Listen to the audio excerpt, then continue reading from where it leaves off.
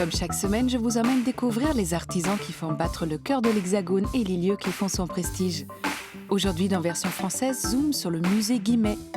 Dédié à l'art asiatique, il regroupe l'une des collections la plus complète au monde. Suivez le guide. Céline Salomon puise ses inspirations entre le monde de l'architecture et la Chine. Céramiste et artiste, c'est notre invité du jour.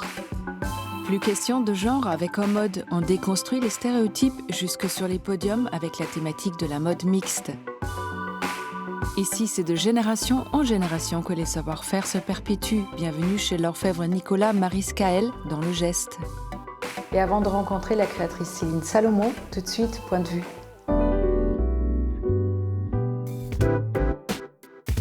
L'œuvre de Michel-Ange, la Pietà, pièce majeure de la Renaissance italienne, est connue à travers le monde, n'a pourtant pas fini de nous révéler ses secrets. Elle représente la Vierge Marie tenant sur ses genoux le corps de Jésus descendu de la croix. Mais saviez-vous que c'est la seule création de Michel-Ange signée de sa main ? En effet, afin de faire taire des rumeurs, l'attribuant à un Milanais, notre sculpteur, une nuit, grava sur l'écharpe de Marie « Michelangelo Buonarroti, le Florentin l'a fait ». Comme ça, c'est sûr, plus de doute possible. Aujourd'hui, on régale nos yeux et nos papilles avec l'ouvrage 50 gâteaux de grands pâtissiers qu'il faut avoir goûté une fois dans sa vie. L'autrice Hélène Luzin a sillonné la France à la recherche de pâtissiers d'exception et leurs créations phares. Le tout s'articule autour de sublimes recettes ainsi que d'entretiens intimistes avec des artistes de la pâtisserie comme Pierre Hermé et son Ispahan, Philippe Conticini et son Paris-Brest ou encore Cédric Grolet et sa noisette. Nous, on n'a plus qu'à vous souhaiter une bonne dégustation. Si pour les plus littéraires, le mot Gavroche évoque un personnage des Misérables, pour les plus fashionistas, il est un fameux couvre-chef. Les deux ne sont pourtant pas si éloignés car il tire en effet son nom du personnage de Victor Hugo. Né à la fin du 19e siècle en Europe et en Amérique du Nord, il est souvent associé aux jeunes marchands de journaux, aux titis parisiens et aux ouvriers. En 2000, c'est son comeback arboré par des personnalités comme Drew Barrymore ou encore Johnny Depp, stylé.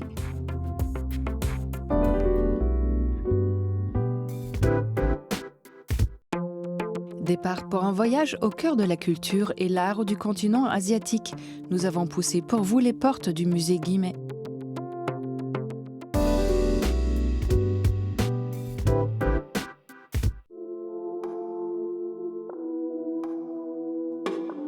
On couvre ici 27 pays d'Asie. On va de l'Afghanistan jusqu'au Japon et des steppes du nord de l'Asie jusqu'à l'Indonésie. Donc c'est en fait une sorte de musée-monde qui permet effectivement un voyage, je dirais, à la fois dans les strates de la société, dans la profondeur de l'histoire, et puis en même temps dans un territoire absolument immense. Un territoire immense pour lequel se passionna à la fin du 19e siècle le philanthrope Émile Guimet, grand voyageur et collectionneur d'art des religions. Quand le musée ouvre en 1889, il est en fait dédié à l'histoire comparée des religions. Et puis au fur et à mesure, la dimension asiatique du musée va se préciser. C'est après de nombreuses expéditions à travers les terres marquées par le bouddhisme qu'Émile Guimet transforme peu à peu son musée en pèlerinage oriental. Un voyage initiatique en plein cœur de Paris auquel nous invite l'immense naga inaugural, gardien du temple et de ses innombrables trésors. Ici, donc, on est au pied de ce qu'on appelle un naga, donc un serpent, vous voyez, qui a plusieurs têtes, qui est maîtrisé par une sorte de démon qui a lui-même plusieurs têtes. Et cette sculpture, elle vient d'un temple magnifique qui s'appelle le Prakan, qui se trouve à Angkor, au Cambodge. Et c'est un temple qui a été construit au XIIe siècle. C'est un peu la double face, si je puis dire, du musée, qui vous invite à des choses parfois effrayantes, pleines de mystères. Et puis, avec ce sourire, il envoie un message de bienvenue et d'invitation à la découverte aux visiteurs.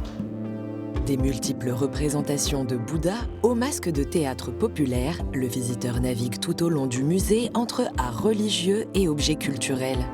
Autant d'œuvres qui témoignent de l'histoire des civilisations, comme cette impressionnante armure japonaise. Alors cette armure, elle date du XVIIIe, elle est très sophistiquée.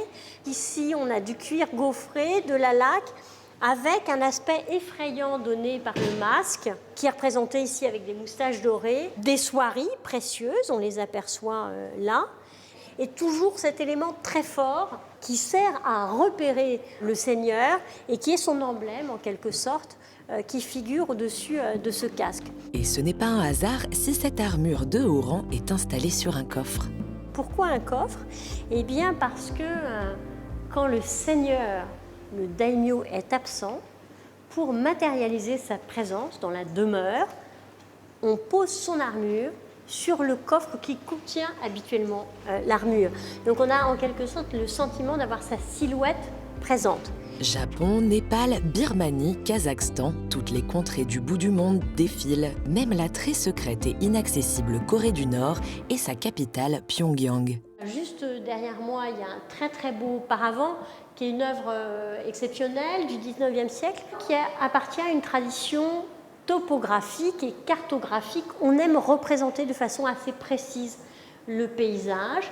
Et ce très beau paravent est l'occasion en fait de donner un plan de la ville, de détailler évidemment son système de murs qui l'enferme, le positionnement de ses temples, le détail de ses portes, etc. Et c'est un rare témoignage en fait sur les paysages de Corée du Nord. Et puis juste à côté, il y a un paravent d'un artiste coréen qui date de 2018, Er Sun-young. Il y a une chose qui est importante au musée, c'est qu'on continue à acheter des œuvres, pas seulement anciennes, mais de faire entrer dans la collection des œuvres contemporaines. Et ces œuvres contemporaines, en fait, elles prennent place dans le parcours des collections en lien avec les œuvres anciennes, dans une sorte de continuité, voilà, je crois, assez inspirante pour nos visiteurs. C'est en effet l'âme inspirée et le cœur serein que l'on quitte ces mondes empreints de mythologie, peuplés de statues de pierre et de dieux au doux visage.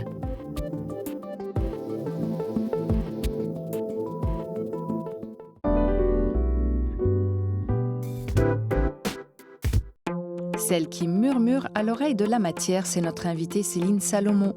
Amour des textures et des couleurs, elle nous en dit plus sur son univers.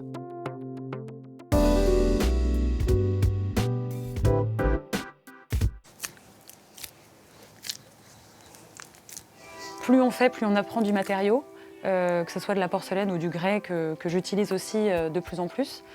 Et finalement, c'est ce dialogue avec la matière qui, j'apprends d'elle, elle apprend de moi, et puis ensemble, on collabore en fait. Donc le style, il avance, il évolue, il se construit petit à petit. Ancienne architecte de formation, Céline Salomon est passée de l'échelle de la ville à celle de la main et des objets du quotidien. La jeune designer a créé en 2018 son propre atelier de céramique, l'atelier Zhu, après 2 ans d'apprentissage à Jindezen, le berceau de la porcelaine chinoise. Une matière noble et exigeante qu'il faut savoir apprivoiser. La porcelaine, elle a une mémoire de forme qui est assez forte, qui est assez dingue en fait, surtout quand on l'expérimente sur des pièces. Par exemple, on vient déformer sans faire exprès ou volontairement d'ailleurs une pièce, et puis après on va essayer de la remettre droite. Et puis on va la cuire en pensant qu'on a remis les choses au clair avec la porcelaine, qu'on a mis les choses voilà, comme il fallait. Et puis 24 heures ou 48 heures plus tard, quand on ouvre le four, on se rend compte qu'elle a repris exactement la forme de la déformation. Elle s'est complètement souvenue qu'elle a été déformée et elle va reprendre complètement sa position. Depuis, en fait, maintenant qu'on se connaît un petit peu mieux, la porcelaine et moi, il y a certaines pièces où justement je vais jouer cette déformation et je vais un petit peu la forcer en essayant justement de pas la casser parce que c'est une matière qui se travaille très fin et qui n'est pas souple du tout, bizarrement. Beaucoup moins souple en tout cas que le grès, autre terre cuite qui compose ses créations. Le grès m'offre cette possibilité d'être une terre qui est plastique. C'est-à-dire que tant qu'elle est humide, elle va pouvoir justement se déformer et elle ne va pas avoir la mémoire qu'a la porcelaine. En fait, je suis partie vraiment d'une forme assez droite et là, on est venu comme ça, lui et moi, on est venu dialoguer vraiment fortement à certains moments. Et il y a eu un peu un corps à corps, quoi. On est venu comme ça, tac. Mais on a fini par se trouver, par s'accorder. Bornette ou déconstruit, Céline crée différentes harmonies de formes, mais aussi un jeu de textures qui n'est pas sans rappeler son premier métier, l'architecture.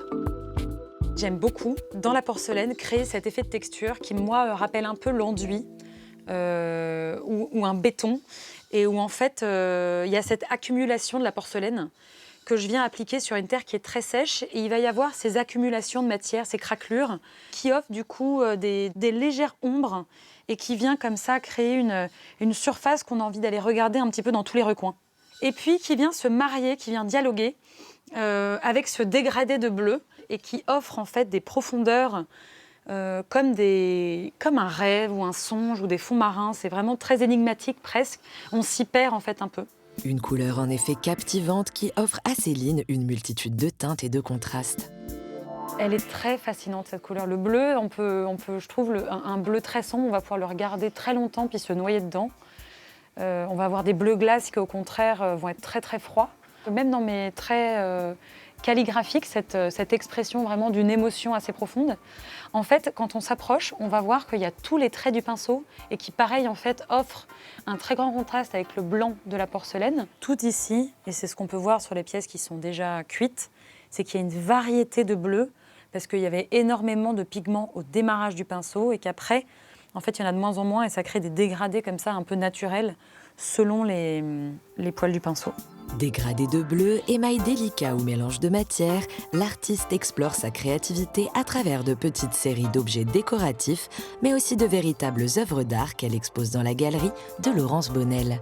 Ah, t'as mis la lampe, la blanche, la grande là-bas du coup. J'ai mis la grande là, que j'ai voulu faire dialoguer avec deux autres pièces, celle qui rappelle la pièce de l'entrée de la galerie.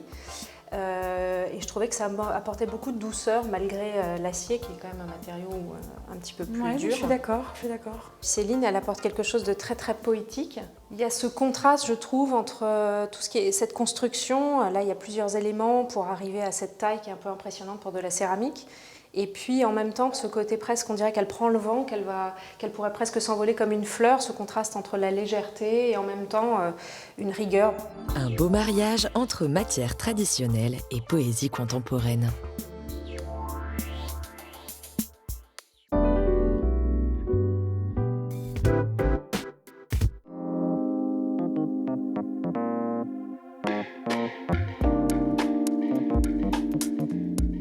Bonjour Céline. Bonjour Katerina. Céline, en 2018, vous avez créé l'atelier Zoo, qui est un trait d'union entre vos racines françaises et vos inspirations d'origine chinoise. Qu'est-ce que signifie ce mot Zoo?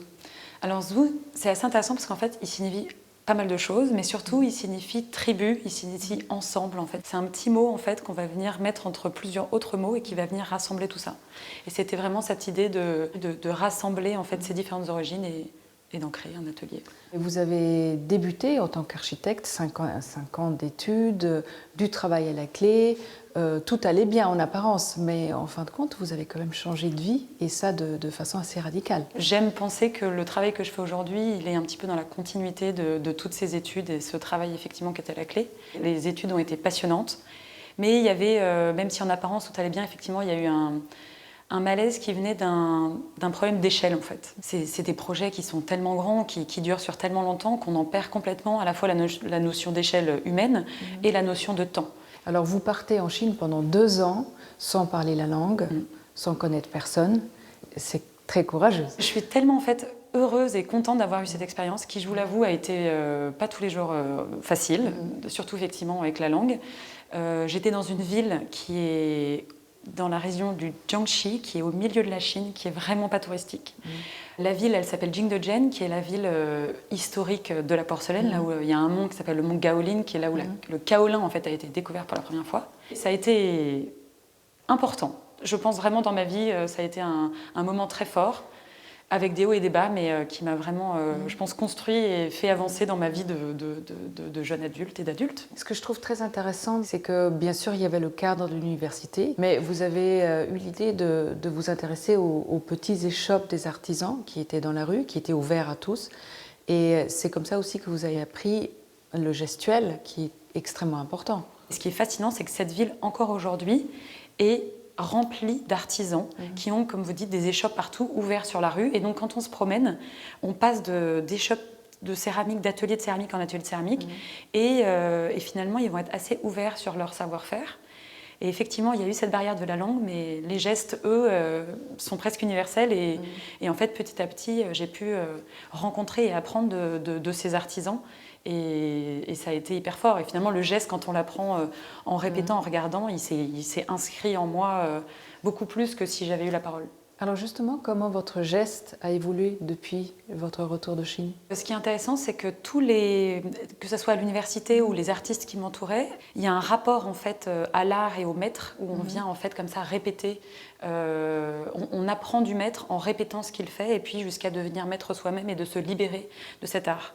Et finalement, moi, en venant de cette culture française où on aime bien un petit peu décortiquer et remettre en question, et ben très vite en fait ces codes traditionnels, j'ai voulu en fait tout de suite jouer avec et un petit peu les froisser et les détourner. J'ai quand même certaines pièces où je travaille avec la rigueur de la porcelaine et je vais vouloir garder des lignes assez droites. Et peut-être que c'est aussi mon côté architecte qui aime ces lignes épurées. Mais je me laisse aussi aller à cette déformation et à venir, encore une fois, perturber et un petit peu chatouiller et venir danser avec la porcelaine. Vous vous considérez autant qu'artiste ou artisane, plutôt, ou les deux? En fait, c'est intéressant puisque en revenant en France, j'ai eu cette impression qu'il fallait absolument appartenir justement à quelque chose, à une catégorie. Donc soit artisan, soit artiste, et que c'était vraiment dissocié. Et finalement, aujourd'hui, entre le travail avec Atelier Zoo ou le travail avec la galerie, justement, j'ai ces deux mondes un peu qui s'entremêlent et j'aime penser ou j'ose dire, je crois aujourd'hui, que je suis à la fois artiste et artisan. Merci beaucoup Céline. Merci beaucoup Catherine.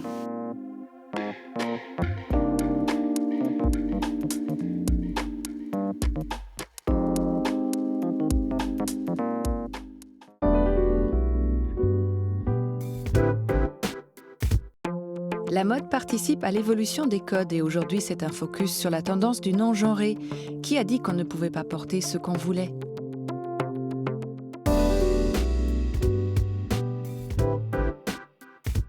À l'heure où l'on questionne le genre et la constante distinction faite entre le féminin et le masculin dans l'éducation des enfants comme dans les représentations sociales, la mode a, comme souvent, une longueur d'avance.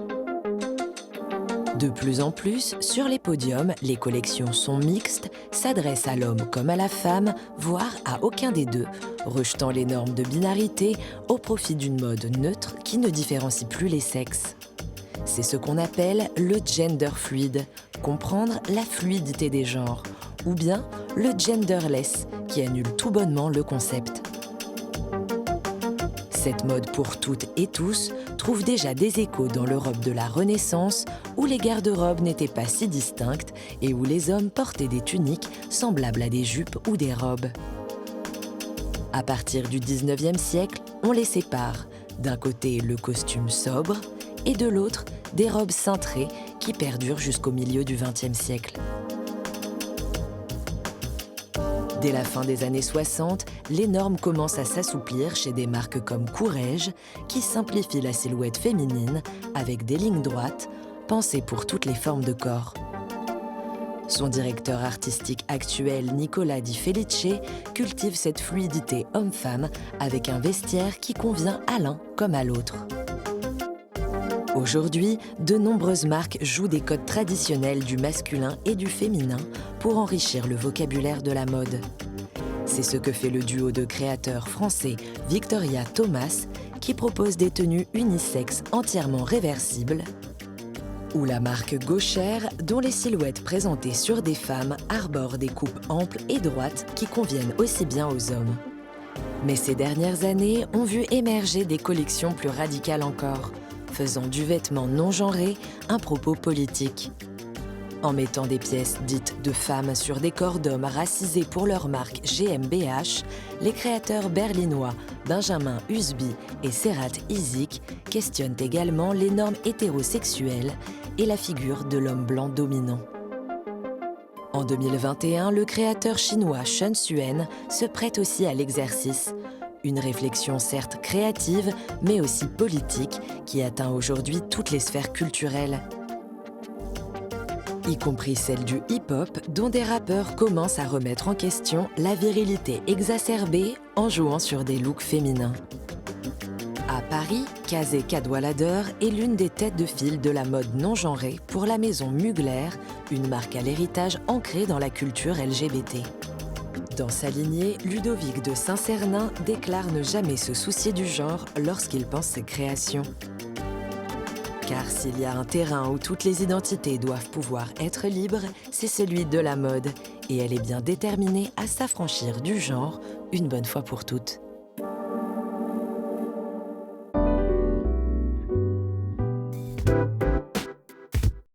Nicolas Mariskel a de l'or au bout des doigts, ou plutôt de l'argent.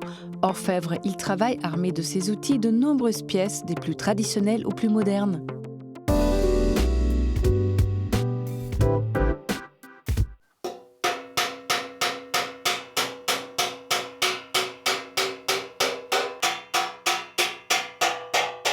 Je m'appelle Nicolas Mariskel. Moi, je suis orfèvre. C'est une entreprise familiale qui date de mon grand-père. Et il était contremaître et il ne fabriquait que des couverts à façon, en argent massif. C'était un très bon orfèvre, ce qu'on appelle un cuillériste. Et mon père a pris la suite, logiquement. Et lui s'est spécialisé dans l'orfèvrerie, dans la restauration d'argenterie ancienne.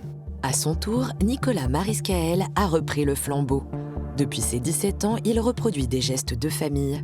Un savoir-faire ancestral qu'il perpétue avec autant de passion et de maîtrise que ses aînés. La pièce ici, c'est une doublure de jardinière. Et en fait, moi, je le refais complètement comme au 18e, au marteau.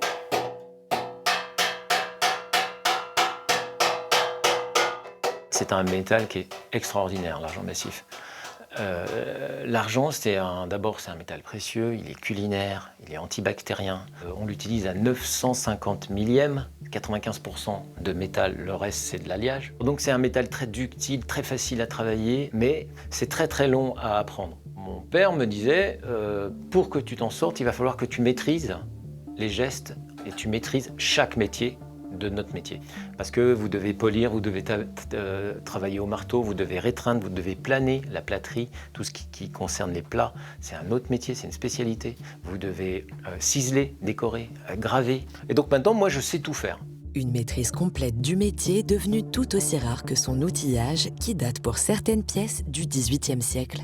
Alors, c'est des outils qui sont introuvables, qui sont fabriqués à la main, qui sont forgés à la main. Vous vous rendez compte, ça, c'est de l'acier forgé, poli, parce qu'en plus, il faut que ça soit lisse.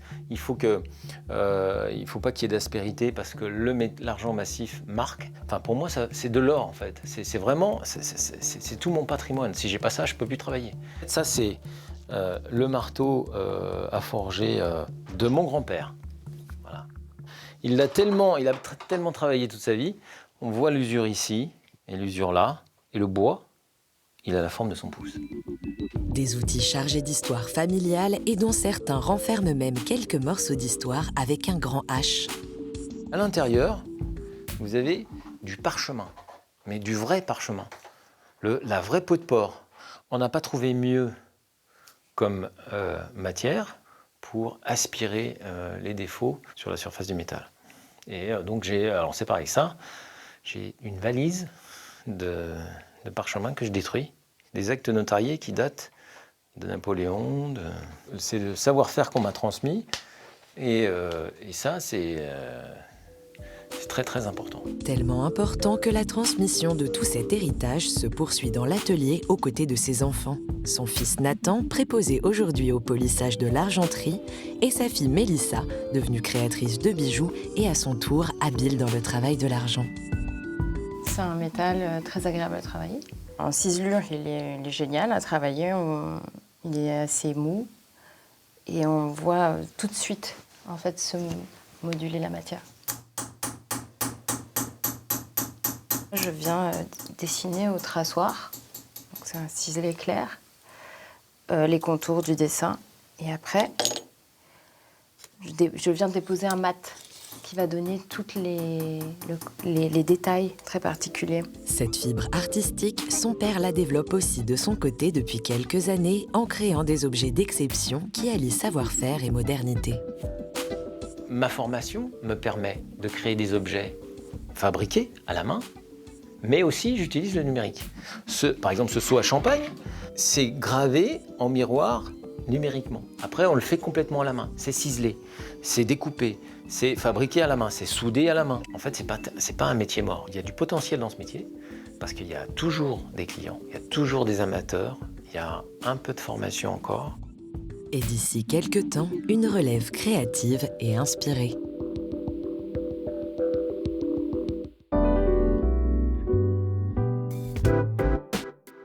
Version française est déjà terminée, mais on se retrouve très vite pour toujours plus de découvertes. Bye!